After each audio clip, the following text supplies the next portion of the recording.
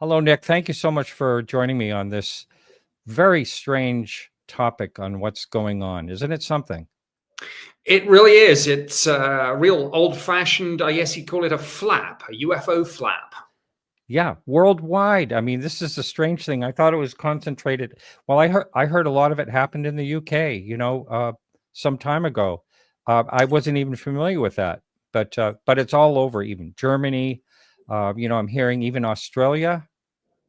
It, Yes. I mean, I think clearly some of this is, I don't want to say copycatism, but I think hmm, it's obviously we all know that UFO sightings, if we use the phrase UFO for now, are chronically underreported. So I think when you get mainstream media coverage, whether it's of these objects, drones, again, what we can get into the language, over UK military bases, or whether it's over New Jersey or wherever it is, it smokes out perhaps reports that otherwise would have gone unmentioned and unnoticed. It encourages people to come forward and say, hey, I saw something too.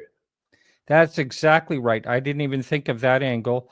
I know some of it's misidentification, and sure, that's going to happen where now so many people are looking for them that they may misidentify. I know that's happened a few times, but I'm sure that's part of it, but it's definitely not the bulk of it. I mean, the bulk of it is, especially you mentioned New Jersey.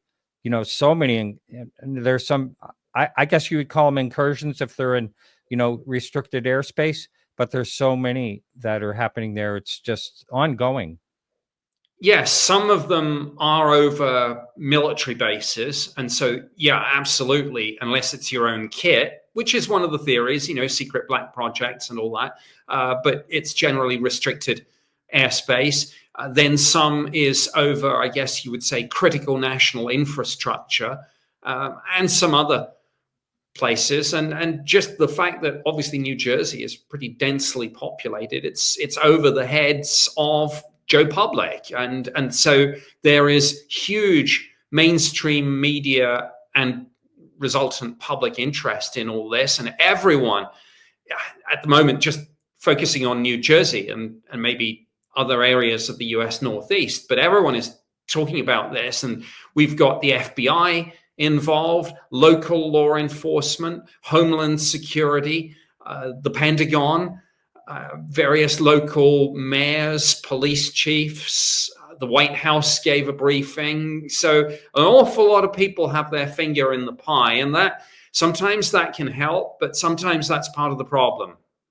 Yeah, that's true. Yeah, I know that Donna, who you met, she has a place on the Cape, and she's been watching that, and there's all kinds of sightings even there. I mean, and this could be in that particular situation where someone is purposely putting up, their own private drone or whatever, just trying to stir it a little more. But some of these are staying up for much too long of a time to be like a regular, drone that you can buy on the market. They're staying up for, sometimes people are reporting up to 6 or 7 hours, and that has to be more either like government or some type of commercial drone, I would imagine. Yes, and that has obviously focused attention on one of the leading theories, which is that some of this, and I say some because I'm a firm believer with this, that there isn't one single answer, that lots of things are going on in parallel. I mean, just to give one example of lots of things, literally yesterday I saw one news media organization sending up drones with cameras on to try and photograph and film other drones that they thought might be up there. So it's like fueling the fire, so to speak. But going back to adversary drones, yes, many of the local law enforcement people who are familiar with hobbyist drones, they say, as you mentioned, that these seem to stay up for longer. They seem larger than most of the commercially available drones, and some of the characteristics in terms of frequencies and things. Again, they're saying it's very odd. And so, yeah, that brings one's attention to the possibility that it's not what you and I would call drones, but unmanned aircraft systems, unmanned aerial vehicles, so UAS, UAV, Hmm. possibly operated. I mean, one theory is it's left hand, right hand, it's US military test. But I think the more disturbing possibility is that some of this is adversary drones. Iran was mentioned, but I think China is the more likely I've been suspect. saying that myself. To people I've been talking to, I think it's a possibility because China did have their drones out overseas following a military uh, test a number of years ago. And it was drones. I mean, it was put out there as UFOs, but it was actually uh, considered to be Chinese drones by frequency. I'm not really sure if that's what it was or how they knew it was Chinese drones. But there is a gentleman named Evan Cutler. I've been trying to reach him. He's a journalist in New Jersey, and he claims that he saw a drone. He jumped out of his car, pulled over, and he said he thought it appeared to be about 40 by 40 feet and was only about 100 to 150 feet above him.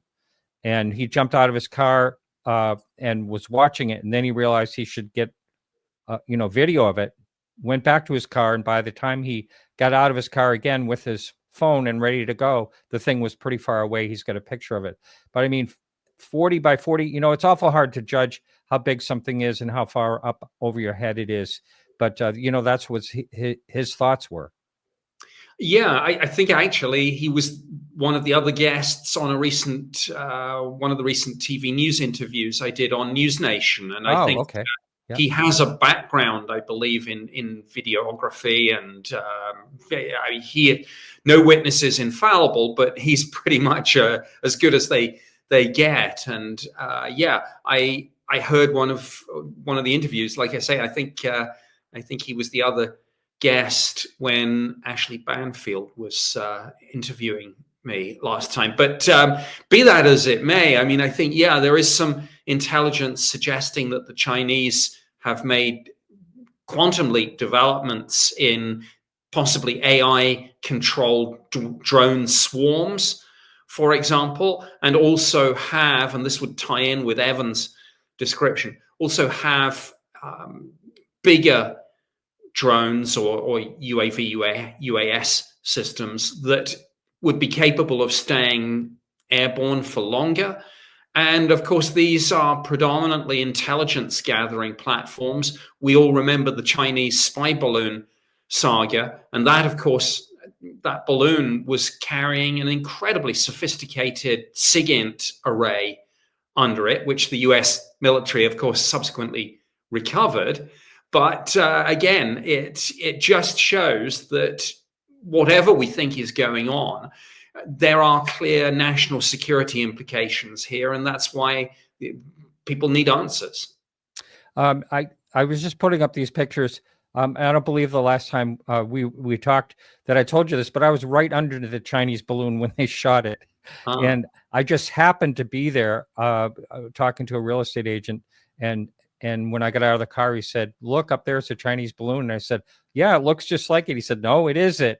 And then I watched the sequence of the jet flying to it and actually shooting it. That was pretty wild, but yeah, that kind of went away pretty fast. That whole 3 shoot downs right away, and the whole thing kind of went away. But so that is one of the possibilities. Whatever is happening, it seems like it has to have a large amount of funds behind it, like a concerted effort to do something. I mean, these are my theories, but I mean, it just seems like this is not a hobbyist or a group of hobbyists. No. And if this is a foreign adversary, then those drones could be coming off a submarine or off a military naval vessel of some sort, or perhaps more likely a commercial vessel, perhaps Hmm. under a false flag, or one of Wow. those, one of those countries where it's like a flag of convenience, effectively. And again, one hopes that behind the scenes, because frankly, the response to all this has looked a little bit disjointed and inept, but one Yeah. hopes behind the scenes, the government does know a little bit more than they're letting on. And one hopes that, there is information, including imagery, that somebody in the intelligence community has that goes a little bit further than the public statements, which frankly a little more at the moment than we don't know, but we don't think the public is in danger, which of course isn't really satisfying anyone. No, everyone's upset about that statement because it seems like, I mean, it seems like unless it's of national security, that we should just know more about this situation, if they do indeed know more. And when I say that, I'm talking about our government, because obviously this is happening everywhere over Germany. And I just was someone from Australia just reached out to me this morning and said over Bisbane, over Pine Gap, there's all kinds of things going on that would be considered an incursion in that space there. So, it just seems well organized, or maybe it's groups, like cashing in on this situation and doing something, in different areas, just because of all the hype this is getting. I don't know. Yeah, I think it goes back to the point about there not being one answer to this. Lots of things happening in parallel. Going back to the British situation, I think it's no coincidence that these drone incursions, for want of a better phrase, started literally 2 or 3 days after the UK government had authorized the use of long-range munitions like Storm Shadow against not just occupied parts of Ukraine, but against Russian territory. And that was many people believe we're pretty much in a proxy war with Russia anyway. And a lot of people said that crossed a line. Putin certainly said it crossed a line. And the fact that those incursions started almost immediately after that British government decision, like I say, I don't think that's a coincidence. In the US, obviously, I think China is a more realistic possibility than Russia, but I don't think we should rule it out. But some of these reports are just people kind of misidentifying. Literally, I've seen people get overexcited and post videos on social media clearly showing commercial aircraft and helicopters. And so you throw that into the mix, and I go back to the point. We're not going to have this parting of the curtain moment where here you are, here's the answer. Maybe you're right. One of the things, people have said to me, and I've heard a lot of other people say it, is why don't they just shoot one down and so they can see what it is? And there was also a hobbyist that said that he saw a drone, flew his own drone up toward it, and his battery instantly died, which is pretty bizarre. I don't know if there was a relation to, close proximity to that drone that made that happen, or something else.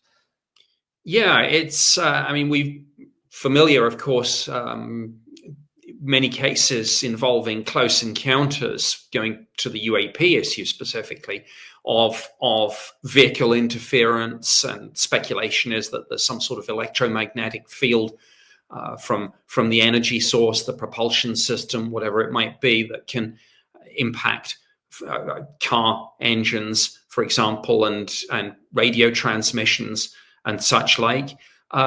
Speaking to your point about the shooting, yeah, this is. Even President-elect Trump talked about this yesterday, and he said, and I've said this, and a number of other commentators have, that the military and maybe law enforcement, if it's safe to do so, for example, over open water, if it's safe to do so, yeah, they should try to bring one or more of these down. What we shouldn't have is a situation where the public try this, because then I think we end up with a very dangerous situation. It's a well-known fact that people firing guns up into the air, the old saying, what goes up must come down, and people do sadly get killed and seriously injured by bullets that are fired into the air but then come back down again and hit somebody, usually on the head. So it can happen, and that's why people shouldn't take matters into their own hands. But tensions are running high. So that's why, again, the government should, I think, have a more frank conversation with the American people than they're currently having, and should be a little bit more robust in their actions. Right. And another thing that I've been hearing, you may have been hearing this too, is people are wondering why they don't follow them to see where they actually, end up landing. And I don't know what the situation is with that. I mean, do they just not show up in radar? I mean, because they're too low. I guess that would probably Yeah, be it. I mean, there are a number of. My hopeful answer to your question is that they are doing exactly that, but that if some of this is classified, they're just not telling us. But Hmm. absolutely, one would hope and expect that they're doing that. However, even though we talk about these things being larger than an average drone, I mean, they're still pretty small. And if you are flying fast and maneuverable, and if you can then switch your lights off, it is very difficult to track something like that, particularly obviously at night. There's not a lot of these that are daytime. Most of them seem to be at night, and that seems to be by design, wouldn't you think? Yes, absolutely. I mean, some of them are. But anyway, I thank you so much for your time. This has been a real pleasure to get your take on it. Thank you very much. Thanks. Good to talk about it. It's certainly a subject that's on everyone's lips right now.